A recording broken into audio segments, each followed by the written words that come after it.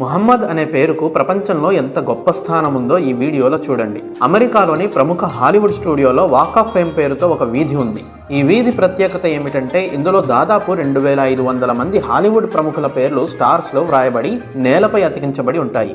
సందర్శకులు ఆ స్టార్లను చూస్తూ వాటిపై నుంచి నడుచుకుంటూ వెళ్తారన్నమాట. కానీ ఇన్ని స్టార్లలో ఒక స్టార్ మాత్రం నేలపై కాకుండా ప్రత్యేకంగా ఒక గోడపై అతికించబడి ఉంది. ఆ స్టార్ లో ఉన్న పేరు మరెవరిదో కాదు, ప్రముఖ బాక్సర్ ముహమ్మద్ అలీది. 2500 మంది ప్రముఖుల పేర్లు నేలపై రాసి ఉంటే ఈ పేరును మాత్రమే ఒక ప్రత్యేక స్థానంలో ఎందుకు పెట్టారో తెలుసా?